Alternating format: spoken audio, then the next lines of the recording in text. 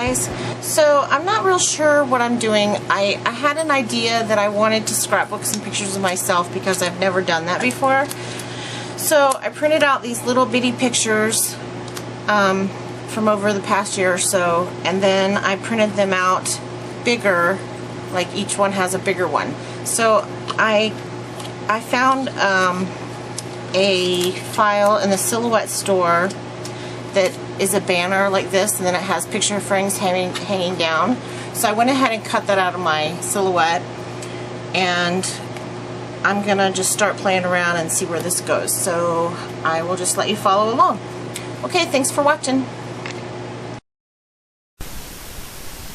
Okay guys, so I'm just gonna take off the cuts off of my Silhouette mat, and I used the POW glitter paper for the thing that holds the little picture frames, and the picture frames didn't really come out very well. I need a new blade for my Cameo, and so you'll see that I didn't use any of the green ones because they got ruined.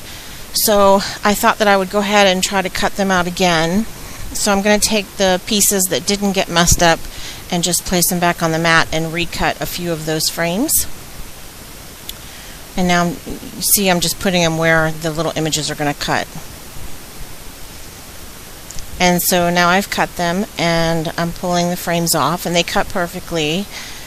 I changed the speed. If your blade gets dull, if you change the speed of the cut to low, sometimes it'll make it last a little bit longer and your cuts will come out clean, so that's what I did. So now I'm putting the frames over the pictures, but I didn't stop to think about the fact that they were square pictures and the frames are circles, and they just didn't fit right.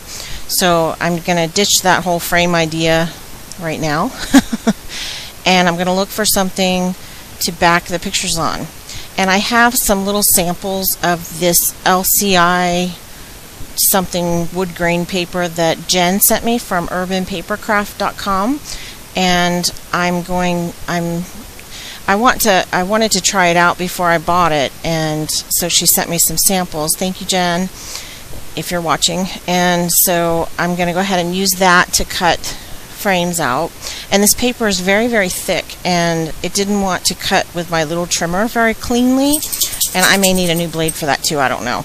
So I end up I'm off camera a little bit so you can't really see totally, and I'm gonna fix my camera angle before the next video that I film, which will probably be 3 videos for now because I have a couple more already done. But anyway, I just took my scissors and just cut the frames until they looked even. I wasn't too worried about them being perfect. But this paper is really cool, so if you guys ever want some really nice thick wood grain paper, it comes in 4 different colors, and Jenn is over at urbanpapercraft.com, and she sells it. And I will, if I can remember, I will put a link to her store in the description box below. So now I'm trying to choose a background paper, and I know that I want to use this text paper right here, but I go through this video is a little longer than most of my process videos because I had a difficult time choosing papers and such. I'm going through the different papers in the kit right now, and I tried to stick to just the kit, but I ended up going through my Fancy Pants It's a Wonderful Day collection and using a little bit of paper from there. But the kit had papers from that collection as well as from a couple other collections I can't remember right now. So I just used a couple extra papers. So I trimmed off the little strips from one of the I can't remember the name of the paper, but that diagonal rainbow paper, and just put it at the top and the bottom. And what am I doing now? Oh, so I'm still playing around and trying to figure out how I'm gonna. I knew that I needed something behind that little picture frame thing, so I chose to use a piece of this aqua paper, and it's just cardstock that came in the kit. And I'm gonna go ahead and adhere that down to the cardstock. And then I didn't want to have anything at the top of it. I wanted it to look like it was hanging, so I just took my scissors and cut off the extra little bits on the top and on the sides. And if I didn't mention before, that's the gold POW glitter paper. Actually, it's not POW. It's DCWV Glitzy Glitz glitter paper is what it's called. And it's just like the PAL glitter paper, only it's a lot cheaper. And it comes with like 3 or 4 different shades of gold in the pack. So then I just rounded the bottom corners, and I'm going to glue down the little pieces that hang down. And then I want my pictures to pop off a little bit. I think that's this, yeah. I want my pictures to pop up a little bit, so I put them on foam dots, and I'm using the thin ones from Stampin' Up. I usually use American Crafts, this to that. I think they're called pop dots, but they're really thick, and I didn't want the pictures to be really thick. I just wanted them a little bit popped up, so I used my Stampin' Up ones. And since they were out, I ended up using them throughout the whole layout. So I debated on putting a border strip up there, but since I already have a strip at the top and the bottom, it just didn't really work. And now I'm going through my It's a Wonderful Day collection. I really want something to separate the page. I don't want to use the whole page of text like I thought I did. So I'm just looking for a way to cut it off or cover up part of it or something. And I end up choosing this yellow paper. And instead of wasting the whole paper, the whole text paper, and covering it up with that yellow heart paper, I decided to cut it off. And then now that's what I'm doing now. I'm just going to cut off a strip. Well, first I cut off the bottom strip, as you can see, and I'm just cleaning it up a little bit because I want to save that. I don't want to waste it. And now I'm making a 12-inch page using the 2 pieces instead of wasting all that text paper because I want to reuse that. So I just got out a piece of plain white cheapo paper from Hobby Lobby, and it's really thin, and I'm just using that so that I can make sure my page is exactly 12 by 12. And then I'm going to put the 2 pieces on there together.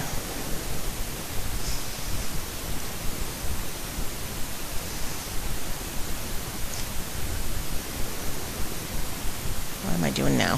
So, okay, so I wanted to separate the yellow paper from the text paper, but the border strips just...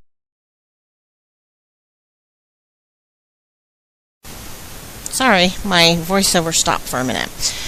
So anyway, I decided to take a piece of this paper here and cut down a little strip of it and put it on either side. And I'm not real thrilled with how it came out. I think it looks better without the strip there, but now that it's there, there's nothing I can do about it.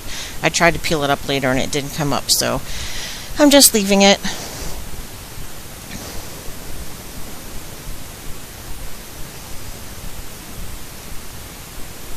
So at least it's separated, you know.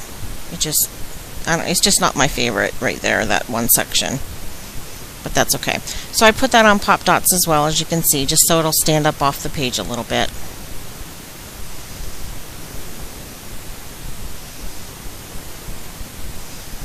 This was not an easy layout. Like, it didn't just come together for me like some of them do. This one I had to really work at.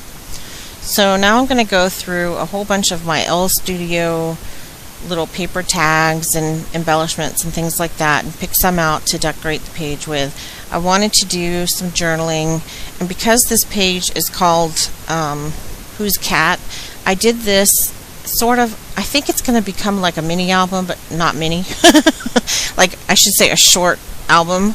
Like, it's just going to have, I'm not sure what it's going to become, but I envisioned it as a mini album to begin with, and then I'm so used to doing 12 by 12 pages that I ended up sticking with that. And I'm doing this for my sons. I want them to have, I've been having, I know if you notice that big blotchy purple bruise on my right hand, I'm sorry, I know that's kind of gross, but I didn't think about covering it up before I did the video. I have a bunch of bruises on me right now because I've been going through some medical issues, and they just cannot get blood from me. They poked me in 5 different places. No, six different places the other day when I was at the doctor, and still couldn't get blood from me. So I've got bruises on my upper arm where they tried to get blood, and bruises on my hand, and I'm just bruised everywhere right now. And then I have to go back Monday so they can try again. But they think I'm having heart failure right now. And the reason that I tell you this is because this made me start thinking about my boys and how they'll remember me, and if something happens or whatever, nothing's going to happen to me, I'm sure. But I just started thinking that maybe it's about time I scrapbook something about myself for my boys, because all I do is scrapbook everybody else. So I just started with this idea of, who's cat, and then I put some pictures of me over, the last 3 were taken this year, and the first 3 were taken over the last 5 years, I think. And I don't have a lot of pictures of me because I don't like having my picture taken. I've gained a lot of weight since I got sick, and all the medications that I've been on over the past 10 years, and mostly the last 5 years though. And so I'm really self-conscious about that, and I don't want the kids to look back and remember me that way. I want them to remember me before I was sick. But I've made a point of taking some pictures of myself this year just for my kids. So anyway, I put some journaling in here and put what are my favorite things, and then I wrote down in this journaling box that I put down right now, I wrote down some things that I want my son to know, or my sons to know. There are 2 of them. Basically saying that I hope that by doing this little mini album, which turned out not to be so mini, that they would just kind of get a little glimpse into who I am at the moment, that sort of thing. So that's the story behind this page and the next few pages that you're going to see. And I tried to use little tags with phrases that meant something, even if they're not perfectly a match, I wanted them to mean something. So I wrote on the journaling something about, maybe it's not this page, maybe it's the next one. Nope, this one I think I just wrote down what I was doing. So anyway, up at the top there's a little sticker that says never give up, and right there is a speech bubble. I dropped my ink pad on the layout. See the black ink up at the top left corner? So I just put on the speech bubble, oops, I dropped my ink pad on this page. Because there's no way to cover it up or fix it. So, and then I put next to it, never give up. So that kind of gives them an insight into my personality, never give up no matter how hard things are, that sort of thing. So I just put the journaling down there, and the thing that says a list of loves, and I put my sons, my dog, my friends. I probably should put my friends before my dog. The other one was scrapbooking, and the last one was the internet, because those are the things that I'm into since I got sick. And then I used a flare button from the Summer Fun collection from Simple Stories up in the top left corner. And now I'm using that Summer Fun arrow that's vellum, and I didn't want it to be see-through, so I just put it on a piece of white cardstock and used vellum adhesive and glued it down to the page, and then cut it out again, and then it looks like a real sticker. So I just showed you a real quick up close, and then I'm just going to add my title using these cork looking stickers from American Crafts, and I start from the end and work myself backwards so that I can make sure that they fit.